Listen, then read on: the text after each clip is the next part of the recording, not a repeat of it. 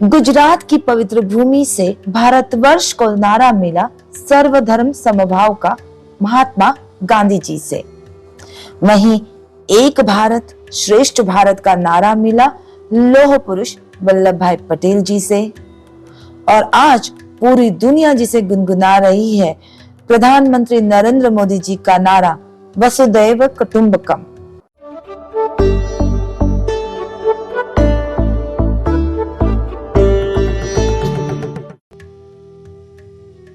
भारत देश पे कई आक्रमण हुए।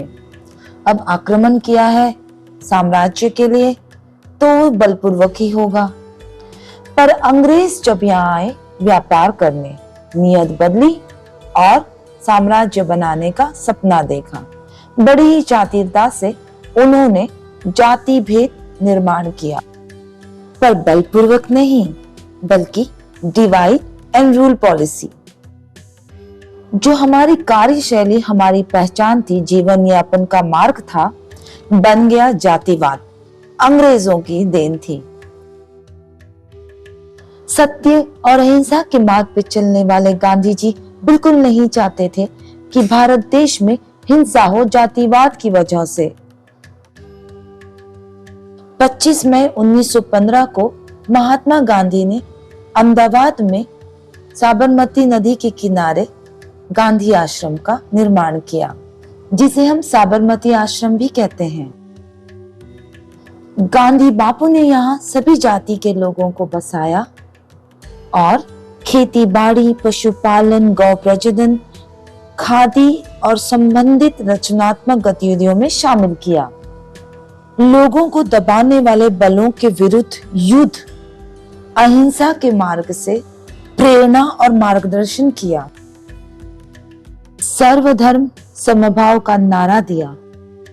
स्वतंत्रता से पहले गांधी बापू जी ने सर्वधर्म समभाव की नींव रखी। स्वतंत्रता के बाद लौह पुरुष वल्लभ भाई पटेल ने सभी राज्यों को एक किया। एक भारत श्रेष्ठ भारत। और आज वसुधैव कुटुंबकम का नारा देते हुए प्रधानमंत्री मोदी जी साबरमती आश्रम को बहुत ही बढ़िया तरीके से डेवलप कर रहे हैं। इसका निर्माण इसलिए इतनी खूबसूरती से किया जा रहा है ताकि गुजरात के लोगों को और अधिक काम और व्यापार मिल सके, देश और राज्य समृद्ध हो और दूर दराज के देशों से लोग यहाँ आए और गांधी बापू के विचारों से प्रेरणा ले।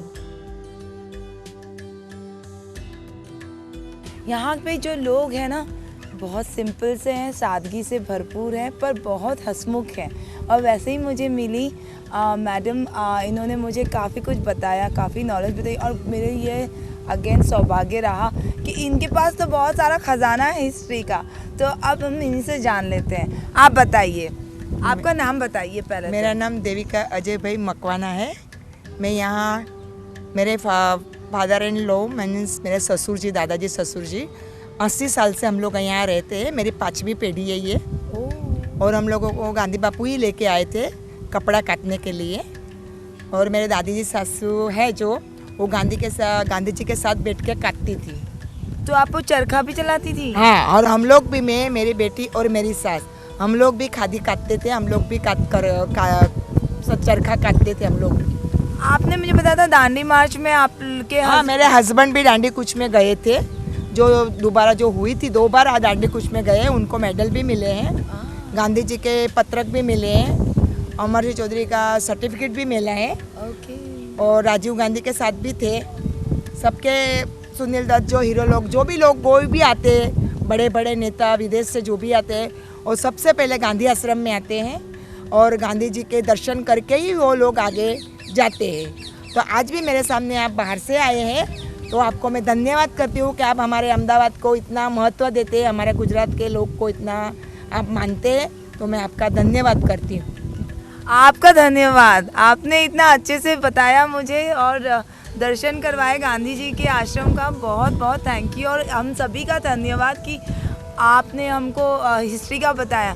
इन्होंने मुझे बताया था दांडी यात्रा, इनके हस्बैंड कर चुके हैं, सत्याग्रह के इसमें रह चुके हैं। तो ये तो बहुत बड़ी बात है। Thank you. नहीं, गांधी बापू का बोल है, अतिथि देवो भव, हम लोग वही कर रहे हैं। हम गुजरात के लोग वही मानते हैं कि अतिथि हमारे लिए देव के समान होते हैं। Okay, thank you. Gandhi Bapu के साबरमती आश्रम में आए और खादी की बात ना हो, ऐसा नामुमकिन है। खादी का प्रमाण सिंधु घाटी की सभ्यता में भी मिलता है। अध्ययनों के अनुसार लगभग 2800 ईसा पूर्व सिंधु सभ्यता में भी खादी कपड़ों का इस्तेमाल किया जाता था। खादी का असली अर्थ है हाथ से बुना हुआ कपड़ा। भारत के लोगों को आत्मनिर्भर बनाने के लिए महात्मा गांधी ने खादी आंदोलन की स्थापना की। खादी सिर्फ कपड़ा नहीं, एक विचार है भारत का। चलें जान लेते हैं थोड़ा और डिटेल में। नमस्ते। तो मैं आ पहुंची हूँ गुजरात एक मीठा देश, जहाँ के लोग संस्कृति को अब तक संभाले हुए हैं और तो और इतिहास को भी। हिस्ट्री, हमारी हर पीढ़ी को हिस्ट्री से हमेशा रूबरू रहना चाहिए। और यहाँ तो मैंने जो लोगों से मिली, उन्होंने तो इतिहास को आज तक जागृत रखा है। 100 साल पुरानी इतिहास आज तक जागृत है और उस धरोहर को, हमारी संस्कृति को, गांधी बापू के विचारों को आज तक संभाल के रखा हुआ है। आज मेरा सौभाग्य है कि मैं जिनसे मिली वो 100 साल से यहाँ हैं। सर, आप अपने बारे में कुछ बताएंगे प्लीज़? मेरा नाम धीमंत बढ़िया है, मैं आश्रम वासी हूँ और मेरे ग्रेट ग्रैंडफादर राष्ट्रपिता महात्मा गांधी जी के वीविंग मास्टर थे। राष्ट्रपिता महात्मा गांधी जी साउथ अफ्रीका से 1915 में आए और 1 साल पूरा भारत का भ्रमण किया। और बापू ने साउथ अफ्रीका में भी सत्याग्रह चालू किया था, सत्याग्रह किया था और वहाँ के लोगों के लिए बहुत बड़ा काम किया था। तो बापू ने सोचा मैं भारत में भी क्यों आश्रम नहीं बनाऊँ। इसके लिए बापू सोच रहे थे, तो बापू को अलग अलग राज्यों में से लोग बुला रहे थे, बापू यहाँ पर आश्रम चालू करो, यहाँ पर आश्रम चालू करो। तो यहाँ पर उस टाइम में अहमदाबाद में मिलों का मैनचेस्टर बोला जाता था, क्योंकि यहाँ पर सारी ये भी मिलें थी यहाँ पर। तो बापू ने सोचा मैं अहमदाबाद में आश्रम चालू करूँ। तो अहमदाबाद के मिल मालिकों ने बोला कि बापू आप अहमदाबाद में आश्रम चालू करो, आपको जितनी पैसे की ज़रूरत पड़ेगी हम देंगे। इसके लिए बापू ने यहाँ से 5-6 किलोमीटर आगे कोचरब पालड़ी एक दोस्त का बंगला था, वहाँ पर बापू ने आश्रम चालू किया और 2 साल वहाँ ठहरे। फिर वो जगह छोटी पड़ती थी, वहाँ प्लेग का रोग भी हुआ। इसके लिए बापू ने साबरमती नदी की किनारे यहाँ पर ज़मीन खरीद के बापू ने 1917 में यहाँ पर आए। 1917 से 1930 तक बापू ने साबरमती आश्रम में निवास किया और देश की आज़ादी के लिए यहाँ से संघर्ष किया। और मैं उस परिवार में से आता हूँ कि मेरे परिवार के लोगों ने राष्ट्रपिता महात्मा गांधी जी को खादी बुनाई का काम सिखाया था। और मेरे परदादा भी धंधा रोजगार के लिए सौराष्ट्र से बॉम्बे गए थे और बापू से मुलाकात हुई। बापू ने बोला रामजी भाई वतन में जाके खादी काम चालू करो। तो परदादा ने बोला बापू कुछ काम नहीं है इसके लिए, तो मैं बॉम्बे आया हूँ। तो बोले जाओ रामजी भाई बहुत काम करने का है। इसके लिए दादा फिर लाठी आ गए और बापू ने साबरमती आश्रम बनाया। तो मेरे परदादा और सपरिवार को साबरमती आश्रम में लाए और खादी बुनाई का काम चालू किया और बापू को खुद को भी सिखाया। और बापू जो धोती पहनते थे वो धोती 50 अर्ज की 50 पने की कोई बना नहीं सकता था। तो और दादा और दादी ने 50 पना की वो धोती बना के दी। तो बापू ने बोला कि रामजी भी और गंगा बहन ने मेरा दरिद्र फिटाड़ा है और उस टाइम में सोने का मेडल भेंट में दिया था। और उस टाइम अंग्रेज़ सरकार सॉल्ट के ऊपर टैक्स लेती थी। तो बापू ने नमक सत्याग्रह करने का नक्की किया। तो पूरे भारत में से 78 लोगों को नक्की किया था। तो मैं उस परिवार में से आता हूँ। सदनसीब हूँ कि मेरे परिवार में से 3 लोग बापू के साथ चले थे, मेरे परदादा, उनके दामाद और उनके लड़के। और मैं खुद भी 5 बार डांडी यात्रा कर चुका हूँ। और ये जो अपने जहाँ पर बैठे हैं वो पवित्र इमाम मंजिल है। जब बापू साउथ अफ्रीका गए तो इमाम साहब भी बॉम्बे से साउथ अफ्रीका गए थे और बापू से प्रभावित होकर अपना धंधा रोजगार छोड़ दिया था। और जब बापू ने साबरमती आश्रम बनाया तो इमाम साहब को साउथ अफ्रीका से बुला के इमाम मंजिल उनके लिए बनाया था और इमाम साहब यहाँ पर रहते थे। और उनकी 2 लड़की थी, दोनों लड़की का शादी का कार्ड गांधी जी अपने हाथ से लिखा था, वो भी मेरे पास है, मैं संभालता हूँ। तो ये वीविंग सेंटर अपने इसके लिए चालू किया है कि अहमदाबाद में 40 शॉप है खादी का। अहमदाबाद में कोई वीविंग नहीं करता है, गांव में से लाते हैं, बाहर से लाते हैं, यहाँ पर बिक्री करते हैं। तो मैंने सोचा बापू खुद चरखा चलाते थे, खादी का काम गांधी का बहुत पवित्र काम था बापू का। इसके लिए मैंने खुद के पैसे से इमाम मंजिल में खादी बुनाई का काम चालू रखा है। और आज भी देश विदेश के लोग जो साबरमती आश्रम की मुलाकात लेने के लिए आते हैं तो इमाम मंजिल में खादी का काम जानने के लिए, समझने के लिए, देखने के लिए यहाँ पर आते हैं। और स्कूल कॉलेज के लड़का लड़कियों को भी उसका प्रोजेक्ट होता है तो पर यहाँ समझने के लिए आते हैं। तो और अभी आने वाले टाइम में आश्रम का रीडेवलपमेंट हो रहा है। 5 एकड़ में से 50 एकड़ में मोदी साहब करने जा रहे हैं, तो लाखों की संख्या में लोग यहाँ पर आएंगे।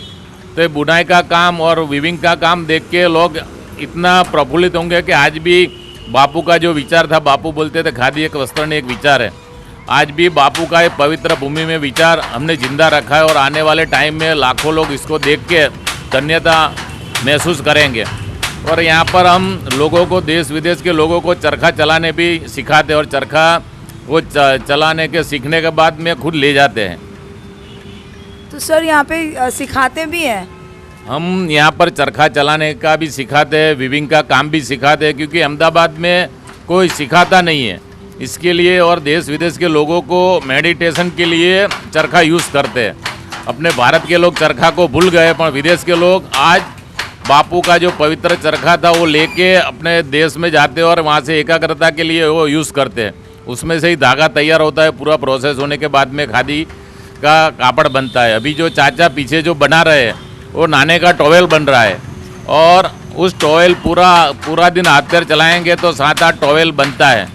पर वो पवित्र काम है, इसके लिए हमने चालू रखा है। वाह सर, धन्य हो आप लोग। आप जैसे जो लोग होते हैं ना वही संस्कृति को आगे बढ़ाते हैं। और अपने जो देश में जो लोग भूल चुके हैं खादी को, और आपने तब एक नई बात बताई कि यहाँ पे आप सिखाते भी हैं, तो ये अगर सीखने का मौका मिले लोगों को तो ये ज़रूर सीखना चाहिए। मुझे मौका जिस दिन भी मिलेगा मैं तुरंत आने वाली हूँ। तो मुझे ये बताइए कितने दिन तक रहना होगा यहाँ? वो 2 दिन में आप आराम से सीख जाओगे, क्योंकि उसमें आपका मन एकाग्र होना चाहिए। आपको एक मन एकाग्र करके सीखना पड़ता है और उसमें कोई ज़्यादा दिक्कत नहीं आती है। 2 दिन में आप सीख के यहाँ से लेके जाते हो। और मैं खुद भी 5 बार दांडी यात्रा कर चुका हूँ, साबरमती से दांडी तक, और एक बार साउथ अफ्रीका भी 300 किलोमीटर की पद यात्रा करके आया हूँ। क्योंकि आज भी देश विदेश के लोग पूज्य बापू का जो रचकन है, बापू जो चले थे सॉल्ट मार्च के ऊपर, तो चलने के लिए देश विदेश के लोग साबरमती से दांडी तक जाते हैं। और GPS सिस्टम लेके आते हो, कोई उनके साथ रहता नहीं है तो भी वो लोग दांडी यात्रा पूरी करते हैं। तो आज भी लोग बापू की पवित्र भूमि में आके सॉल्ट मार्च करते हैं, बापू का विचार लेके जाते हैं और विश्व को बापू का मैसेज पहुंचाते हैं कि बापू ने जिस गुजरात से सत्याग्रह चालू किया था वो पूरे विश्व में आज फैला हुआ है। थैंक यू सर, आपसे मिलना मेरा बहुत ही बड़ा सौभाग्य रहा कि आपसे बहुत कुछ जानने मिला है। आई एम श्योर आप सभी को कुछ ना कुछ सीखने मिला होगा। हिस्ट्री, इतिहास हमारे लिए बहुत ज़रूरी है अगर हमें फ्यूचर में कुछ करना है। और अगर जो लोग इस इतिहास को संभाल कर उसकी धरोहर को, संस्कृति को आज तक संभाल के, गांधी बापू के विचारों को आज तक संभाल के लेके चल रहे हैं, वो तो धन्य है। आप महान हो sir. Thank you so much sir. नमस्ते। और मैं पूरे देशवासियों को एक विनम्र प्रार्थना करता हूं कि आप ज़रूर 1-2 जोड़ी तो खादी का वस्त्र रखिए, क्योंकि खादी अपने देश की पहचान है, देश की आज़ादी का प्रतीक है। इसके लिए खादी को इस्तेमाल करिए और खादी पहनिए, ऐसे मैं प्रार्थना करता हूँ। Thank you sir. ये मैं तो अभी खादी का वस्त्र लेके भी जाऊंगी। Thank you so much sir, आपका टाइम देने के लिए धन्यवाद।